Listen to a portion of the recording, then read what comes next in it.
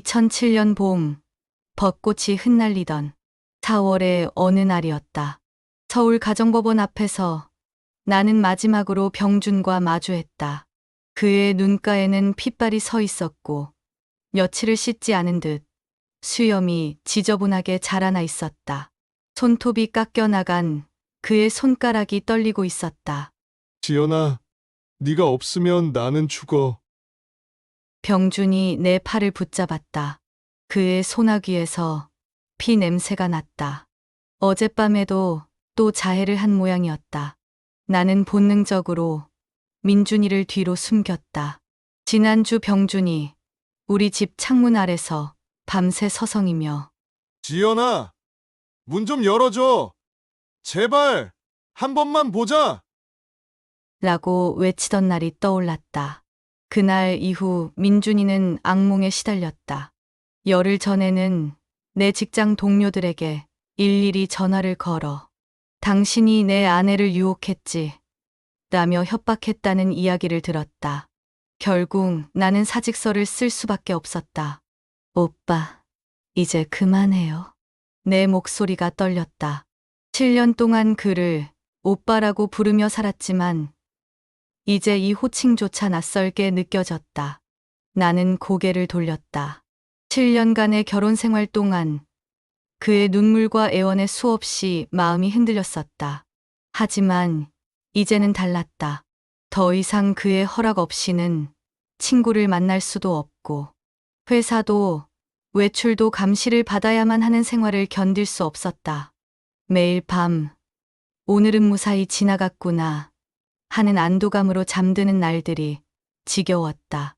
지연 씨, 정말 이렇게 끝내시겠어요? 병준의 변호사가 마지막으로 물었다. 그의 목소리에는 안타까움이 묻어 있었다. 아마도 수차례의 이혼 조정 과정에서 병준이 보여준 광적인 집착을 지켜봤기 때문일 것이다. 나는 고개를 끄덕였다. 내 곁에는 5살 배기 아들 민준이가 내 손을 꼭 잡고 있었다. 그의 작은 손이 내게 주는 힘이 얼마나 큰지 그 순간 나는 다시 한번 느낄 수 있었다. 민준이는 어린 나이임에도 불구하고 놀라울 정도로 침착했다. 마치 이 모든 상황을 이해하고 있는 것처럼. 사인하겠습니다. 내 목소리는 의외로 단단했다. 이혼 서류에 서명하는 순간 병준이 갑자기 소리를 질렀다. 이러면 너도 후회할 거야. 넌 영원히 내 거야. 도망가도 찾아낼 거야. 네가 죽을 때까지, 아니, 죽어서도 놓아주지 않을 거야. 경비원들이 달려와 병준을 제지했다. 그의 주머니에서 뭔가가 떨어졌다. 작은 인형이었다. 자세히 보니 내 머리카락으로 만든 것 같았다. 구역질이 올라왔다. 나는 민준이를 안고 서둘러 택시에 올라탔다. 백미러로 보이는 법원 입구에서 병준이 여전히 내 이름을 부르며 소리치고 있었다. 그의 손에는 내 사진이 들려 있었다. 어제 찍은 것이 분명했다. 택시기사님이 걱정스러운 눈으로 물었다.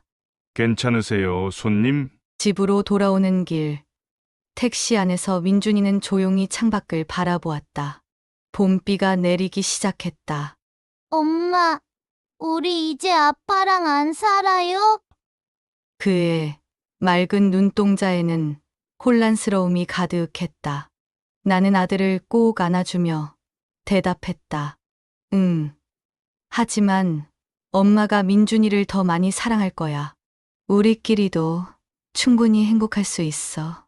그날 밤 나는 새로 이사 온 원룸에서 민준이를 재웠다. 계획대로라면 다음 주에 이사할 예정이었지만 병준의 광기 어린 모습을 보고 오늘 당장 작은 원룸이라도 옮기기로 했다. 보안업체와 계약도 했다. CCTV도 설치했다. 휴대폰을 바꾸고 번호도 변경했다. 기존 번호로 오는 문자들이 걱정되어 잠깐 켜보니 이미 수백 통의 전화와 문자가 와 있었다. 지연아, 미안해. 다시는 안 그럴게. 네가 없으면 난 살 수 없어. 우리 민준이가 보고 싶어. 지금 당장 답장 안 하면 너희 부모님한테 간다.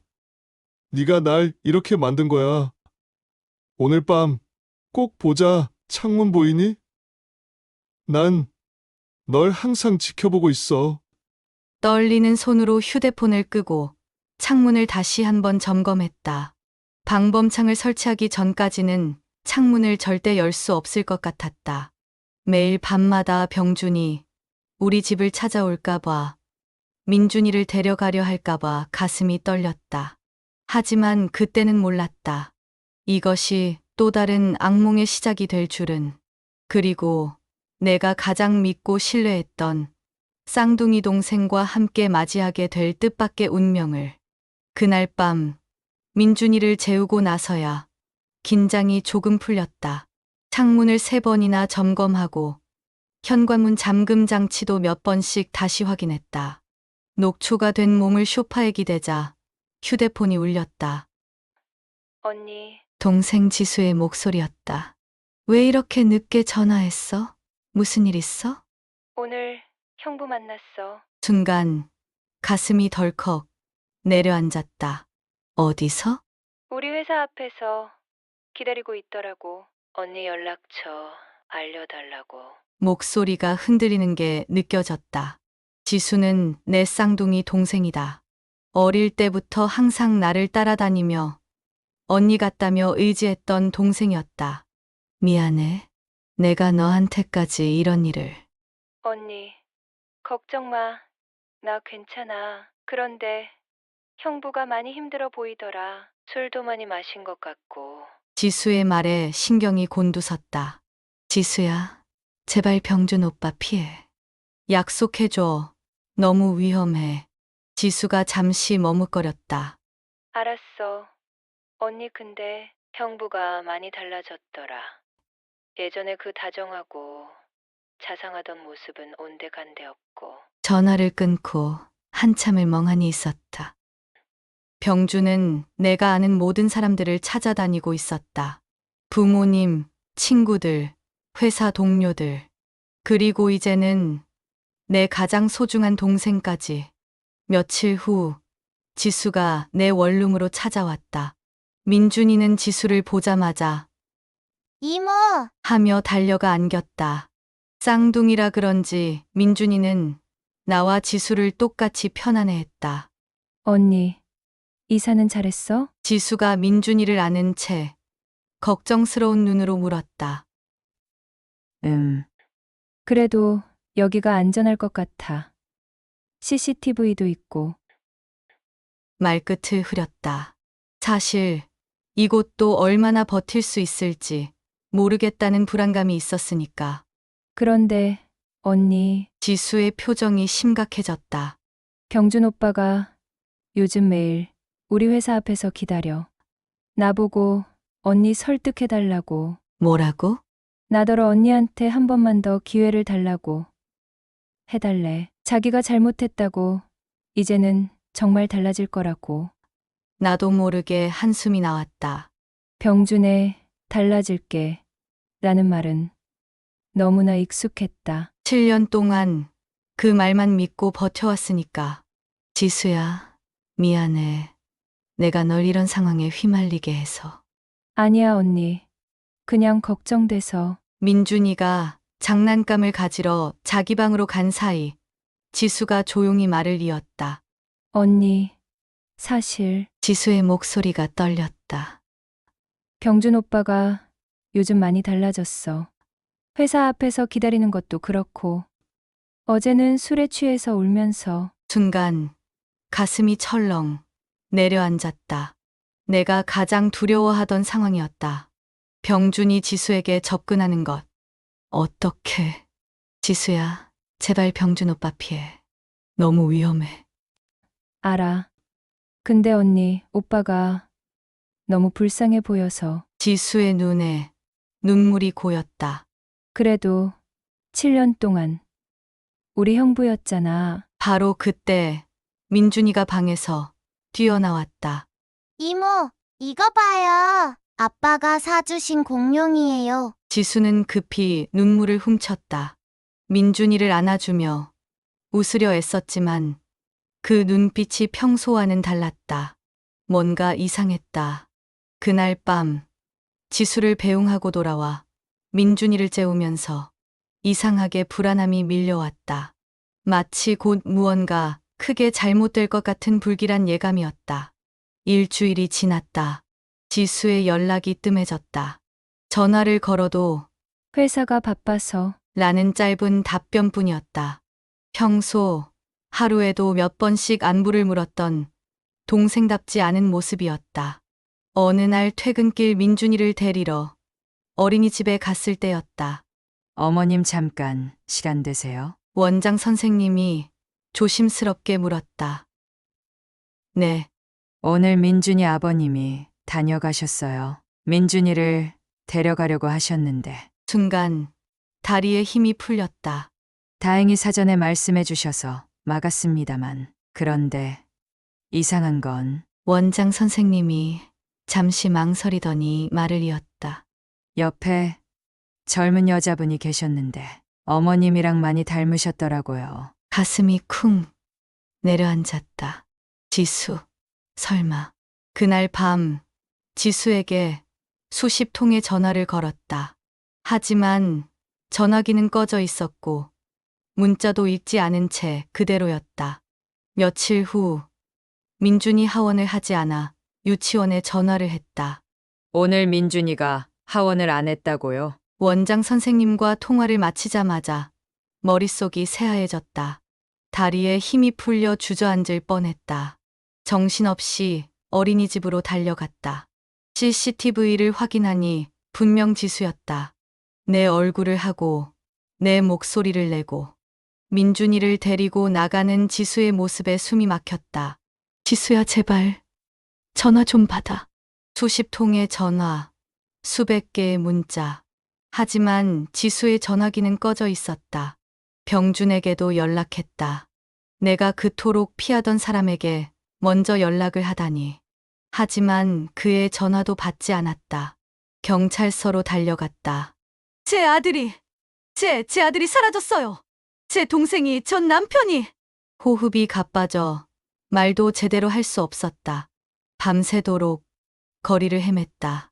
병준이 자주 가던 장소들, 지수가 좋아하던 카페들, 하나하나 찾아다녔다. 그들이 민준이를 데려갔을 만한 곳을 떠올리려 애썼지만 머릿속은 점점 더 혼란스러워질 뿐이었다. 민준아, 우리 민준이. 새벽녘 한강공원 벤치에 주저앉아 울고 있는데 전화가 왔다.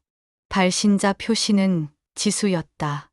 떨리는 손으로 전화를 받았다. 지수야, 민준이 어디 있어? 목소리가 갈라졌다. 언니, 지수의 목소리는 이상하리 많지 차분했다. 민준이는 이제 우리가 키울 거야. 병준 오빠랑 나랑. 뭐라고? 언니가 생각해봐. 내가 언니랑 똑같이 생겼잖아. 민준이한테는 아무 문제도 없을 거야. 엄마처럼 보이는 사람이랑 진짜 아빠랑. 이게 더 나은 거 아니야? 순간 어지러움이 몰려왔다. 내 동생이, 내 쌍둥이 동생이 이런 말을 하다니. 지수야, 민준이만은. 미안해, 언니. 근데 이게 우리 모두를 위한 거야. 병준 오빠도 이제 정말 달라졌어. 술도 끊었고 화내는 것도 없어졌어. 언니가 믿어주지 않았던 그 변화를 내가 봤어. 너 정말 미쳤구나. 손이 덜덜 떨렸다. 네가 감히 내 새끼를. 너 미친 거지? 이 미친 자야! 처음으로 동생에게 욕이 튀어나왔다. 너 제정신이야? 우리 민준이를 네가 어떻게? 울분과 분노로 숨이 막혀왔다. 그래. 언니 나 미쳤어. 지수가 낮게 웃었다. 근데 뭐 어때? 이제 병준 오빠도 민준이도 다 내 거야. 언제나 언니 그림자였던 내가 이제는 언니의 모든 걸 가져올 거야. 이 미친. 당장 민준이 데려와. 네가 어떻게 감히 내가 널 평생 얼마나 믿고 의지했던 동생인데 이런 배신을, 이런 개 같은 짓을. 목구멍에서 신음 같은 울음이 터져 나왔다. 네가 내 동생이었다고? 너 같은 걸 네가 동생이라고 평생 내 새끼처럼 아끼고. 전화기가 손에서 미끄러져 바닥으로 떨어졌다. 정신이 아득해졌다. 언니, 이게 진짜 사랑이야. 경준 오빠가 언니한테 느꼈던 그 마음. 이제는 내가 알 것 같아. 이렇게까지 미치도록 한 사람만 바라보게 되는 거. 순간 머릿속에 지난 7년이 주마등처럼 스쳐 지나갔다. 병준의 병적인 집착, 그의 광기 어린 눈빛, 그리고 그 모든 걸 내내 지켜봤던 지수. 지금 생각해보니 그때부터였을까. 병준의 집착을 보며 두려움에 떨던 내가 그의 곁을 떠나자 그 집착은 고스란히 지수에게로 옮겨갔던 걸까. 내 쌍둥이 동생은 병준의 뒤틀린 사랑을 사랑이라 착각하고 있었던 것이다. 그가 보여준 위험한 집착을 진심이라 믿어버린 것일까. 제발, 민준이만은. 힘없이 중얼거렸지만 이미 전화는 끊겨 있었다. 정신을 차리고 보니 여전히 한강공원 벤치에 앉아 있었다. 새벽 공기가 차갑게 느껴졌다. 곧바로 경찰서로 달려갔다.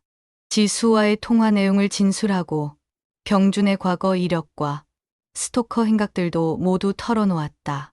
경찰은 곧바로 수색에 들어갔지만 이미 두 사람의 휴대폰은 꺼져 있었고 병준의 자취방도 비어 있었다.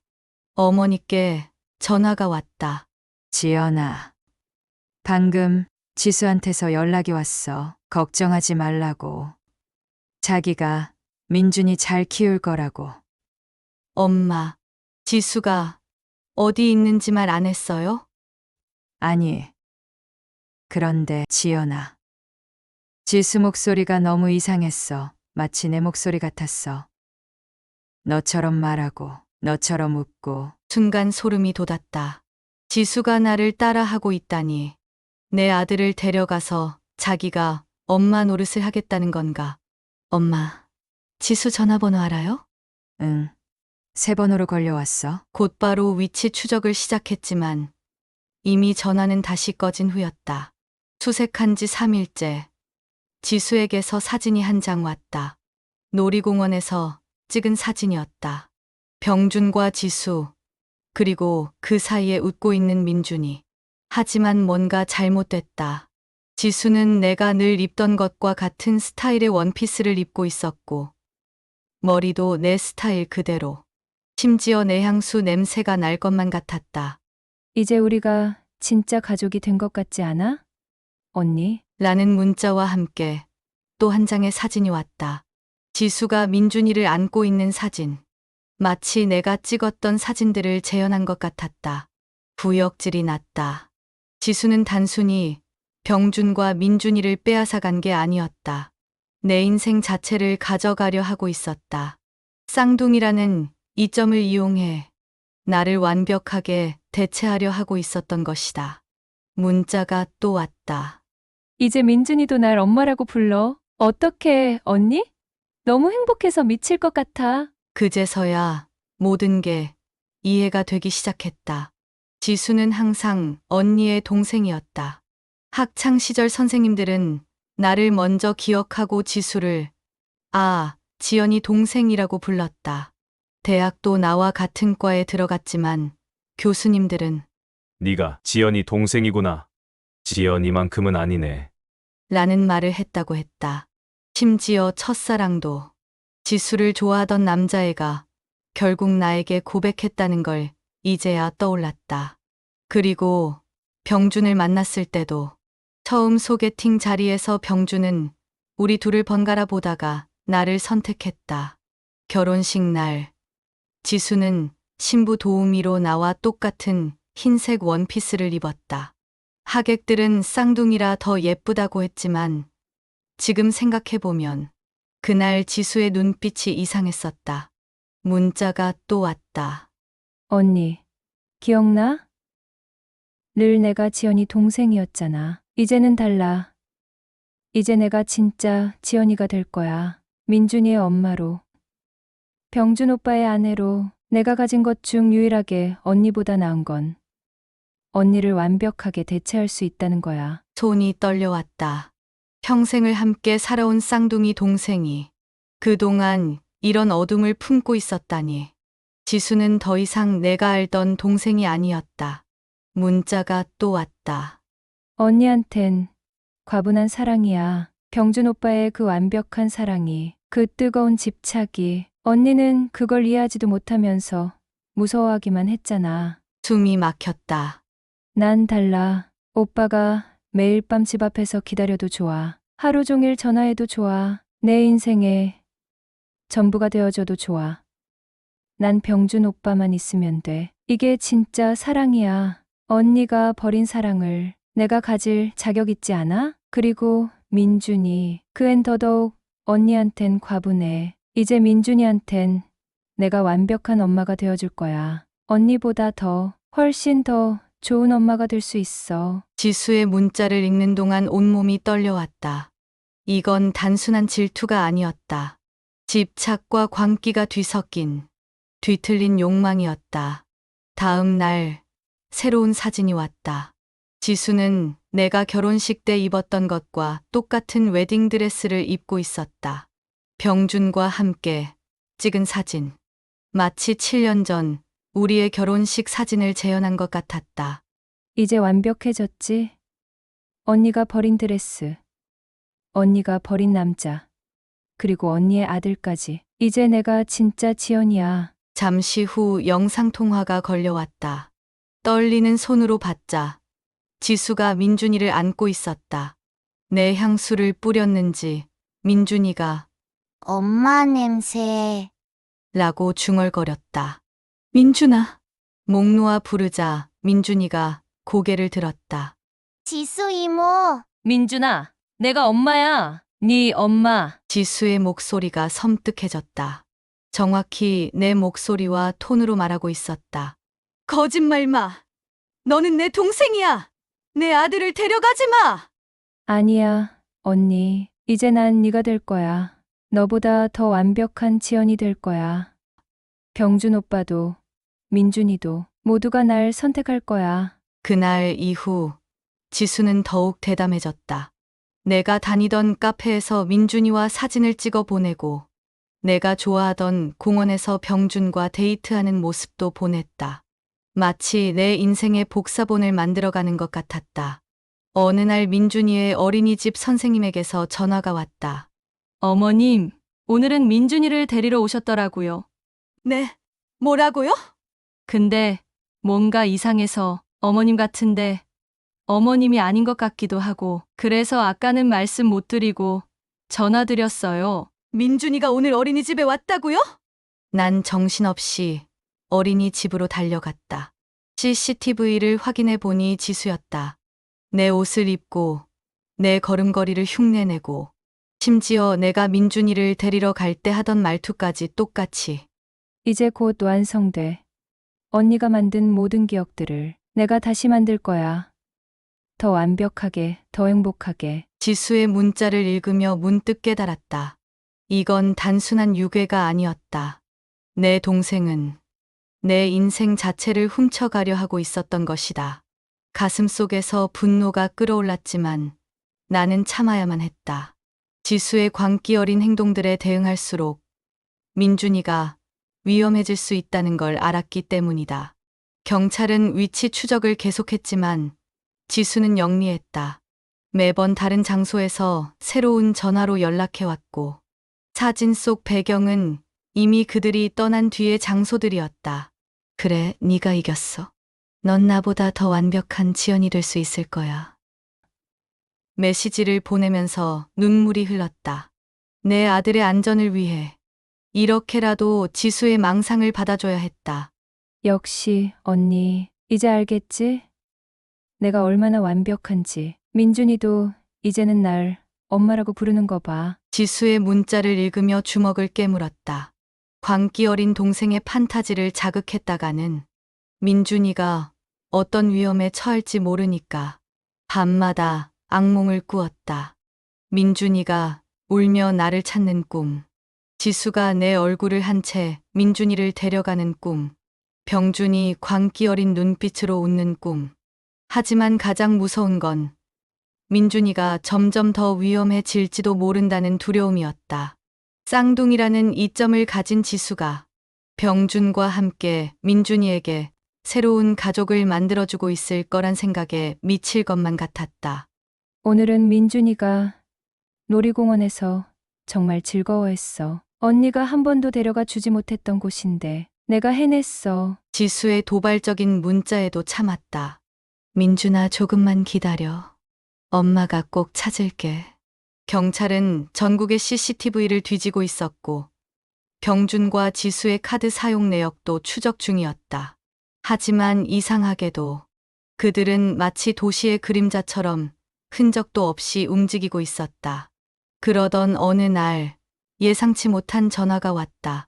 병준의 어머니였다. 지연아, 미안하구나. 내가 진작 말했어야 했는데. 떨리는 목소리로 말씀하셨다. 어머님. 병준이가 네 동생 지수랑 찾아왔었어. 근데 뭔가 이상하더라. 네 동생 지수가 완전히 널 흉내내고 있더구나. 표정도 말투도. 심지어 내가 좋아하던 그 꽃차까지 마시면서. 심장이 쿵쾅거렸다. 그리고 민준이가 나를 보자마자 울더구나. 엄마 보고 싶다고. 지수가 아무리 널 흉내내도 그 아이는 엄마를 그리워하고 있어. 눈물이 왈칵 쏟아졌다. 어머님, 혹시 어디서? 강원도 어디였어? 속초 근처 모텔이었던 것 같아. 어제 병준이가 잠깐 나한테 돈을 빌리러 왔더라. 곧바로 경찰에 연락했다. 속초 지역의 모든 모텔을 수색하기 시작했다. 병준의 어머니가 알려주신 추가 정보들. 지수가 입고 있던 옷차림, 병준이 몰고 있던 차량 정보까지. 그리고 마침내 결정적인 단서가 나왔다. 속초의 한 편의점 CCTV에 지수가 찍힌 것이다. 내 옷을 입고 내 걸음걸이를 하고 있었지만 분명 지수였다. 그런데 지수는 혼자였다. 병준이가 지수랑 싸웠대. 어머님의 전화로 상황을 알게 됐다. 지수가 너무 이상해져서 민준이한테 자기가 진짜 엄마라고 강요하고 병준이도 이제는 무서워하더라. 가슴이 쿵쾅거렸다. 균열이 생기기 시작한 것이었다. 지수의 완벽한 지연되기 게임에 민준아, 조금만 기다려. 경찰과 함께 속초로 향했다. 혹시나 CCTV에 지수가 찍힌 걸 그들이 알게 될까봐 아직 수색 중이란 걸 숨기기로 했다. 그때 지수에게서 또 메시지가 왔다. 언니, 이상해. 아무리 해도 민준이가 날 엄마라고 안 불러. 내가 언니랑 똑같이 생겼는데, 똑같이 행동하는데, 왜지? 처음으로 지수의 메시지에서 불안감이 느껴졌다. 병준 오빠도 달라졌어. 내가 언니처럼 하면 할수록 더 이상해져. 어제는 넌 지연이가 아니야. 라고 소리를 지르더라. 드디어 그들의 뒤틀린 환상이 균열을 일으키기 시작한 것이다. 차창 밖으로 비가 내리기 시작했다. 민준이가 겁먹지는 않았을까. 그 아이는 천둥 소리를 무서워하는데 속초에 거의 다다랐을 때 발신자 제안으로 전화가 왔다. 여보세요, 지연아. 병준의 목소리였다. 하지만 평소에 집착적이고 광기 어린 톤이 아닌 지친 목소리였다. 민준이는 괜찮아? 지연아, 미안해. 내가 너무 늦게 깨달았어. 병준의 목소리가 떨렸다. 지수가 너무 이상해졌어. 네 흉내를 낼수록, 네가 되려고 하면 할수록 점점 더 무서워져. 어제는 민준이 머리카락을 잘라서 내 사진이랑 똑같이 만들려고 하더라. 숨이 멎는 것 같았다. 오빠, 민준이는 어디 있어? 지금은 내가 데리고 있어. 모텔에서 지수가 잠깐 나가 있는 사이에. 병준의 목소리가 갈라졌다. 지수가 완전히 미쳐버린 것 같아. 이제는 민준이 앞에서도 자기가 진짜 지연이라고, 네가 가짜라고 소리를 지르고, 심장이 멎는 것 같았다. 민준이가 지수를 거부할 때마다 점점 더 이상해져. 거울을 보면서 난 지연이야. 난 지연이야라고 계속 중얼거리고, 어제는 민준이가 너무 무서워서 울었는데 그걸 보고 웃더라. 너는 곧 나를 엄마라고 부를 거야라면서. 오빠, 제발. 민준이 위험해요. 알아. 나도 이제 알아. 내가 정신이 나갔었나 봐. 그동안 내게 했던 것들도 이런 식의 집착이. 지금 어디예요? 떨리는 목소리로 물었다. 속초해변 근처 파도 모텔. 근데 지연아, 병준의 목소리가 갑자기 긴장됐다. 지수가 돌아왔어. 그때 지수의 목소리가 들렸다. 오빠, 누구랑 통화해? 전화가 끊겼다. 즉시 경찰에게 위치를 알렸다. 하지만 내 마음은 이미 터질 것 같았다. 지수가 분노했을 텐데 민준이는 괜찮을까? 다시 전화가 왔다. 이번엔 지수였다. 언니가 또 모든 걸 망치려고 하는구나. 내가 완벽해질 때마다 언니는 자꾸 나를 방해하려고 해. 항상 그랬어, 평생을. 내 앞에서 언니는 내 인생을 망쳤다고. 목소리가 서늘했다. 지수야, 제발. 이제 와서 그만두라고? 난 이미 거의 완벽해졌는데. 민준이도 이제 조금만 하면 날 엄마라고 부를 텐데. 그때 전화 너머로 민준이의 울음소리가 들렸다. 엄마 살려주세요. 이모가 자꾸 이상해. 순간 지수의 숨소리가 거칠어졌다. 안 돼. 난 이모가 아니라 엄마라고. 내 진짜 엄마라고 했잖아. 경찰차 사이렌 소리가 울렸다. 모텔 복도를 달려가는 동안 심장이 터질 것 같았다. 경찰이 문을 부수고 들어갔을 때 지수는 민준이를 안고 창가에 서 있었다. 더 오지 마. 더 오면. 지수의 눈빛이 점점 흐려졌다. 지연 씨, 뒤로 물러나세요. 경찰이 나를 막았지만 난 민준이의 눈을 보고 있었다. 그 순간 민준이가 소리치며 발버둥 쳤다. 엄마! 지수의 팔에서 힘이 풀렸고 민준이가 내게로 달려왔다. 그로부터 1년이 지났다. 지수는 정신병원에서 치료를 받고 있다. 의사는 그녀가 완전히 자기 정체성을 잃어버렸다고 했다. 거울을 볼 때마다 나는 지연이야라고 중얼거리며 자신이 나라고 믿고 있다고 했다. 병준은 5년형을 선고받고 복역 중이며 정신과 치료도 받고 있다고 교도소에서 편지를 보내왔다. 자신의 집착이 결국 두 사람의 인생을 망쳤다고 뒤늦은 후회를 하고 있었다. 민준이와 나는 제주도로 이사 왔다. 새로운 곳에서 새로운 시작을 하고 있다. 민준이는 여전히 가끔 악몽을 꾸지만 매일 조금씩 나아지고 있다. 하지만 난 가끔 거울을 볼 때면 지수의 얼굴이 떠오른다. 한때는 내 전부였던 쌍둥이 동생. 그녀의 질투와 집착이 광기가 되어 우리 모두를 집어삼킬 뻔했던 그 시간들. 이제는 더 이상 쌍둥이가 아닌 전혀 다른 사람이 되어버린 동생을 생각하면 우리의 어린 시절이 마치 꿈처럼 느껴진다. 이제는 알겠다. 어떤 사랑도, 어떤 집착도 결국 움켜쥐면 모래알처럼 흩어지고 빠져나가 버린다는 것을. 병준은 나를 너무 강하게 움켜쥐려 했고 지수는 내 인생을 통째로 움켜쥐려 했다.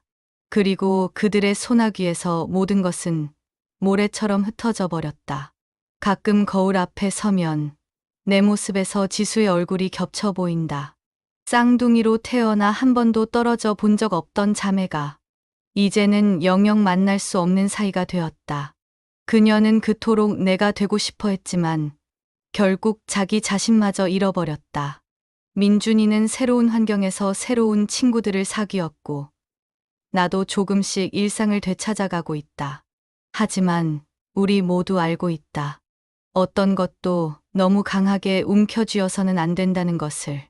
사랑도, 집착도, 그리고 미움조차도 그래서 이제는 모든 것을 조금 더 느슨하게 잡고 내려놓는 연습을 하려 한다.